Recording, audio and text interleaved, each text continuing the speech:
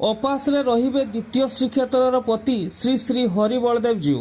600 ବର୍ଷ ପୁରାତନ ଏହି ମନ୍ଦିର 44,000 ଏକରର ଭୂ ସମ୍ପତ୍ତି, କିଲୋ କିଲୋ ସୁନା ଅଳଙ୍କାରର ମାଲିକଙ୍କ ଭୋଗ ନୀତି ଲାଗି ଆଜି ଅର୍ଥ ଅଭାବ ଦେଖାଦେଇଛି। ଯେଉଁ ଦୋକାନୀମାନେ ନିୟମିତ ଭାବରେ ଠାକୁରଙ୍କ ଲାଗି ଗ୍ରୋସରୀ ଦେଉଥିଲେ, ବର୍ଷେ ଧରି ଲକ୍ଷ ଲକ୍ଷ ଟଙ୍କା ବାକି ଦେବା ପରେ ଏବେ ହାତ ଟେକି ସାରିଲେଣି। ଦେବୋତ୍ତର ବିଭାଗ ମଧ୍ୟ ସରକାରଙ୍କ ଅନୁଦାନକୁ ଚାହିଁ ବସିଛନ୍ତି। ସେପଟେ ଜବରଦଖଲକାରୀମାନେ ଠାକୁରଙ୍କ ସମ୍ପତ୍ତିକୁ ମାଡ଼ି ବସି ଭୋଗ କରୁଛନ୍ତି। ଗତ ମଙ୍ଗଳବାର ଏ ବାବଦରେ ଉପଜିଲ୍ଲାପାଳ ତଥା ଭାରପ୍ରାପ୍ତ ଦେବୋତ୍ତର ଅଧିକାରୀଙ୍କୁ ମଧ୍ୟ ଭେଟିଥିଲେ ମନ୍ଦିରର ପରାମର୍ଶଦାତା କମିଟିର ସଦସ୍ୟମାନେ। ହେଲେ ସମସ୍ୟାର ସମାଧାନ ବାହାରି ପାରିନଥିଲା। ଏହିଭଳି ଅବ୍ୟବସ୍ଥାକୁ ବିରୋଧ କରି ଆଜି ଅର୍ଥାତ୍ ବୁଧବାର ଦିନ ମନ୍ଦିରର ସେବାୟତ ସଂଘ ଏକ ସାମ୍ବାଦିକ ସମ୍ମିଳନୀ କରିଛନ୍ତି। ମୟୂରଭଞ୍ଜର ଜନସାଧାରଣଙ୍କ ସହିତ ସରକାର ଓ ପ୍ରଶାସନକୁ କହିଛନ୍ତି ଯେ ତୁରନ୍ତ ସ୍ଥାୟୀ ଆର୍ଥିକ ବ୍ୟବସ୍ଥା ସହିତ ମନ୍ଦିରର ସମ୍ପତ୍ତି ଜବରଦଖଲ କରିଥିବା ବ୍ୟକ୍ତି ଓ ସଂସ୍ଥାଙ୍କ ବିରୁଦ୍ଧରେ କାର୍ଯ୍ୟାନୁଷ୍ଠାନ କରିବାର ଦାବି କରିଛନ୍ତି ସେବାୟତମାନେ। ନହେଲେ ଆଗକୁ ସମସ୍ତ ମଠ ଓ ମନ୍ଦିରର ସେବାୟତମାନେ ରାଜରାସ୍ତାକୁ ଓହ୍ଲାଇବାର ଚେତାବନୀ ମଧ୍ୟ ଦେଇଛନ୍ତି। ତେବେ ଏ ବାବଦରେ ସେବାୟତମାନେ କ'ଣ କହୁଛନ୍ତି ଟିକେ ଶୁଣନ୍ତୁ।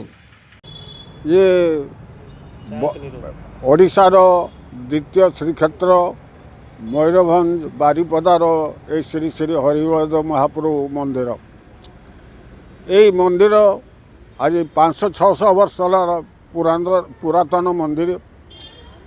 ରାଜା ରଜୋଡ଼ା ଅମଳରେ ଏ ମନ୍ଦିର ତିଆରି ହୋଇଥିଲା ଏବଂ ଠାକୁରଙ୍କ ନିର୍ଦ୍ଦେଶ କ୍ରମେ ମହାରାଜାଙ୍କୁ ସ୍ୱପ୍ନାଦେଶ ହେଲାବେଳେ ବୈଦ୍ୟନାଥ ଏ ମନ୍ଦିର ତିଆରି କରିଥିଲେ। ସେ ମନ୍ଦିର ତିଆରି ହୋଇସାରିଲା ପରେ ମହାରାଜା ଦୈନିକ ନୀତି ଏବଂ ପର୍ବପର୍ବାଣୀ ପାଇଁ ତାଙ୍କର ସବୁ ଖଞ୍ଜା ଯୋଗାଇ ଦେଇଥିଲେ। କାଳକ୍ରମେ ସେଇ ଖଞ୍ଜାରୁ ସବୁ ଆସି ମାହାଲମାନେ ଆସି କାମ କରୁଥିଲେ ଏବଂ ସୁରୁଖୁରୁରେ ଚାଲିଥିଲା। କିନ୍ତୁ ବହୁତ ଦୁଃଖର ବିଷୟ, ଯେତେବେଳେ ଓଡ଼ିଶା ସରକାର ମୟୂରଭଞ୍ଜ ରଜାକୁ ତାରୁ ରାଜ୍ୟ ନେଇଗଲେ ଏବଂ ସେଇ ରାଜ୍ୟ ନେଲାବେଳେ ଗୋଟେ ଚୁକ୍ତିନାମା ହେଇଥିଲା। ଯେଉଁ ଚୁକ୍ତିନାମାରେ ମହାରାଜା ମୟୂରଭଞ୍ଜର ପ୍ରାୟ ସବୁ ସମ୍ପତ୍ତି ଠାକୁରଙ୍କ ନାମରେ କରିଦେଇଥିଲେ। ବଣ ପାହାଡ଼ ଏଇ ବାରିପଦା ଟାଉନ୍ ଏସବୁ କରିଦେଇଥିଲେ ଏବଂ ତାଙ୍କର ଚୁକ୍ତିନାମାରେ ଥିଲା ଏଇ ଯେଉଁ ଭୂ ରାଜସ୍ୱ ଏଇ ଆଦାୟ ହେବ ସେଥିରେ ଆମର ଏ ମୟୂରଭଞ୍ଜର ଦ୍ୱିତୀୟ ଶ୍ରୀକ୍ଷେତ୍ର ଠାକୁରଙ୍କ ପରିଚାଳନା ଭୋଗ ରାଗ ସବୁ ହେବ। କିନ୍ତୁ ଆଜି ପର୍ଯ୍ୟନ୍ତ ତାକୁ କେହି କର୍ଣ୍ଣପାତ କରୁନାହାନ୍ତି। ବର୍ଷକୁ ବର୍ଷ ଆସ୍ତେ ଆସ୍ତେ ସବୁ ପ୍ରକାର କୋଟି କୋଟି ଯାଉଛି। ଯେଉଁ ପ୍ରକାର ରଜାଙ୍କ ଅମଳରେ ଦୌଡ଼ ମୁତାବକ ଭୋଗ ଥିଲା, ବିଗତ 10-20 ବର୍ଷ ପୂର୍ବରୁ ତାକୁ କାଟିଦେଲେ। ଆମେ ବହୁତ ପ୍ରତିବାଦ କରିବା ସତ୍ତ୍ୱେ ବି ସରକାର କେହି କର୍ଣ୍ଣପାତ କଲେ ନାହିଁ। ବର୍ତ୍ତମାନ ଆହୁରି ତାର ଦୁଃଖଦ ଘଟଣା, କାଲି ଆମେ ଆମ ଉପଜିଲ୍ଲାପାଳ ଗୋଟେ ଡାକିଥିଲେ। ସେଥିରେ ସେ କହିଲେ ଯେ ବର୍ତ୍ତମାନ ଆର୍ଥିକ ଅବସ୍ଥା ଏକଦମ ନାହିଁ, କିଛି କେହି ଦେବା ପାଇଁ ଭେଣ୍ଡରମାନେ ଦେବା ପାଇଁ ନିଚ୍ଛୁକ। ତାଙ୍କର ଲକ୍ଷ ଲକ୍ଷ ଟଙ୍କା ବାକି ଅଛି। ରଥର ଖର୍ଚ୍ଚ ବି ଆଜି ପର୍ଯ୍ୟନ୍ତ ଦେଉନାହାନ୍ତି। ଆଉ ରଥରେ ଯାହା ଖର୍ଚ୍ଚ ହେଇଥିଲା ଦେବେ କହି ଆଜି ପର୍ଯ୍ୟନ୍ତ କିଛି ନାହିଁ। ଆମର ଦୁଃଖର ବିଷୟ, ଆମେ ସର୍ବସାଧାରଣଙ୍କୁ ଏବଂ ମୟୂରଭଞ୍ଜବାସୀକୁ ଅନୁରୋଧ କରୁଛୁ ଏହି ବିଷୟରେ ସରକାରଙ୍କ ସହିତ ସ୍ୱର ଉତ୍ତୋଳନ କରନ୍ତୁ ଏବଂ ଆମକୁ ସହଯୋଗ କରନ୍ତୁ, ଯେମିତି ଠାକୁର ମୟୂରଭଞ୍ଜର ଐତିହାସ ପରିଚାଳିତ ଭଲ ଭାବରେ ହଉ। ଜୟ ଜଗନ୍ନାଥ। ଜୟ ଜଗନ୍ନାଥ। ଆମେ ହଉଛେ ବାରିପଦା ଜଗନ୍ନାଥ ମନ୍ଦିର ବା ଶ୍ରୀ ଶ୍ରୀ ହରିବଳଦେବ ମହାପ୍ରଭୁ ବିଜେ ବାରିପଦାଙ୍କ ମନ୍ଦିର ବା ଦ୍ୱିତୀୟ ଶ୍ରୀକ୍ଷେତ୍ର ବାରିପଦା ଧାମର ଆମେ ହଉଛେ ସେବକ ବୃନ୍ଦ। ଆଜି ଆପଣଙ୍କ ସାମ୍ନାରେ ଆଜି ଆମେ ଯେଉଁ ସାମ୍ବାଦିକ ସମ୍ମିଳନୀ କରୁଛୁ, ଏହା ବହୁତ ଦୁଃଖଦାୟକ ଏବଂ ପରିତାପର ବିଷୟ। କାହିଁକି ନା ମହାପ୍ରଭୁ ଜଗନ୍ନାଥ ହେଉଛନ୍ତି ଓଡ଼ିଶାର ପରିଚୟ, ଓଡ଼ିଶାର ଅସ୍ମିତା ଏବଂ ପ୍ରତ୍ୟେକ ଓଡ଼ିଆର ହୃଦୟର ସ୍ପନ୍ଦନ। ମହାପ୍ରଭୁ ଜଗନ୍ନାଥଙ୍କ ଉଦ୍ଦେଶ୍ୟରେ ପୁରୀ ମହାପ୍ରଭୁ ଯେତେବେଳେ ଆବିର୍ଭାବ ହେଲେ, ତାଙ୍କର ଉଦ୍ଦେଶ୍ୟ ରାଜାରୁହ ସମୟରେ ଓଡ଼ିଶାର ବିଭିନ୍ନ ଜାଗାରେ ମନ୍ଦିର ନିର୍ମାଣ ହୋଇଥିଲା। ସେଥିମଧ୍ୟରୁ ମୟୂରଭଞ୍ଜ ଏକ ଗଡ଼ଜାତ ରାଜ୍ୟ ଥିଲା। ସେଥିରେ ଏକ ମହାପ୍ରଭୁଙ୍କ ନିର୍ଦ୍ଦେଶରେ 1568 ମସିହା ନିର୍ମାଣ ଆରମ୍ଭ ହୋଇ 1575 ମସିହାରେ ମହାପ୍ରଭୁଙ୍କ ନିର୍ମାଣ ହୋଇଥିଲା ସେହିଦିନ ପାଖକୁ ଦ୍ୱିତୀୟ ଶ୍ରୀକ୍ଷେତ୍ର ଭାବେ ଲୋକ ଭାଷାରେ ରହିଆସିଛି ଏବଂ ମହାପ୍ରଭୁ ରୀତିନୀତି ପୁରୀର ରୀତିନୀତି ଭଳି ପରିଚାଳିତ ହୋଇ ଆସୁଥିଲା।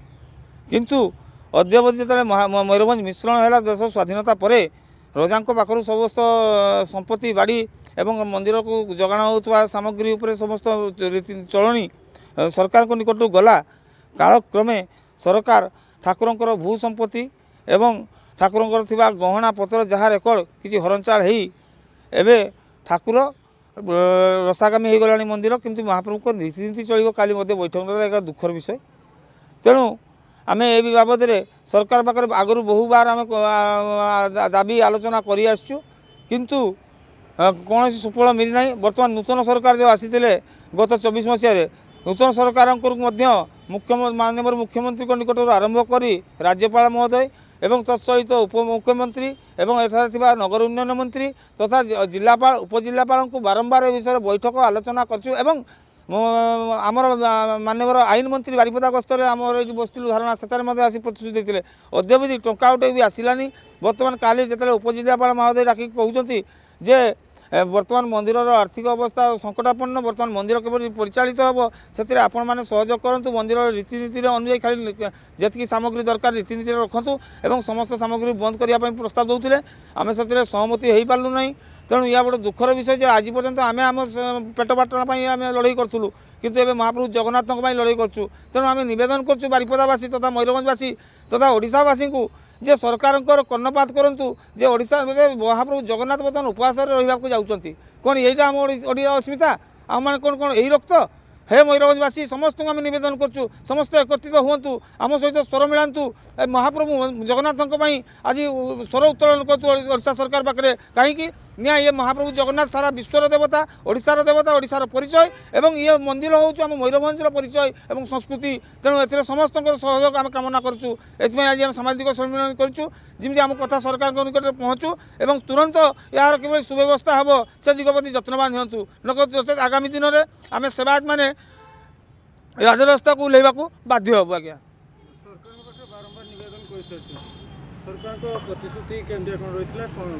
सरकार प्रतिश्रुति आज्ञा बारंबार से कहते आम आप मंदिर को करूँ रिनोवेट करूँ आप प्लान करूँ समस्त करूँ आम जिलापाल को गत मसे तले गोटे आम अनशन असंतोष अनशन करने व्यवस्था करूँ से जिलापाल महाशय आमको कहते आमको कि समय दिंतु आपण मैंने विरति रुहतु आम कि व्यवस्था करूँ बोली कि जिलापाल महाशय भी बर्तमान आम जगह आलोचना करूँ जिलापाल महाशय बारंबार फोन कर उपरस्थ अफिसर मान सहित जोगाजोग कर बहुत शीघ्र किसी आसो आर्थिक अवस्था ये हम तू केवे आसो किंतु बर्तमान तो महाप्रभु अचल अवस्था रही ना तेणु बर्तमान ये मयूरभंज परिचय आज्ञा कौन राज्य आमर ये दरकार नहीं ये किंतु महाप्रभु मंदिर स्थितिवान हम सेवायत मैंने कमी ये रे ठाकुर संपत्ति कमी उद्धार हम ए दिगरे सरकार तुरंत पदक्षेप नापी आम अनुरोध करूँ।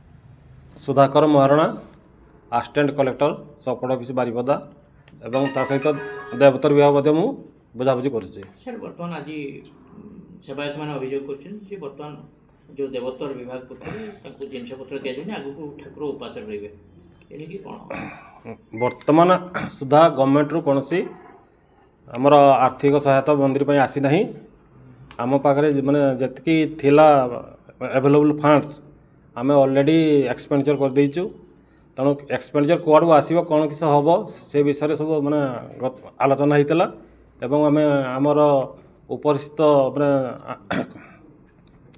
आमर जो आनामेंट कमिशनर अच्छा फंड्स विषय केमती फंड्स देवे से विषय में आलोचना होता मंदिर टोटाली परिचालन करी हो नहीं जेहेतु आम पाखे फंड्स ना तेणु फंड्स कुआड़ू आसो कौन हम ए विषय आम आलोचना करूँ सब सर कौन कहे ठाकुर उपास रे ना ना फंड्स ठाकुर तो उपास रे ना आम ठाकुर केमती माने उपास न रे से आमर आम बुझाबुझी करी आम चलू बता सुधा ठाकुर अचलाचल संपत्ति अच्छी बर्तमान जो संपत्ति अच्छी सेठी माने पैसा कलेक्शन होची लोक मैंने जो दखल कर दखल अच्छा से पैसा किसी माने आमर गवर्नमेंट रेट अनुसार आम पाखर किसी कलेक्शन करूँ କିଛି ଜମି ଯେଉଁଟାକି ଆମର ଖୁଣ୍ଟା ମଠରେ ଅଛି 1000 ଏକର ସେ ବାବଦନ କାଜୁ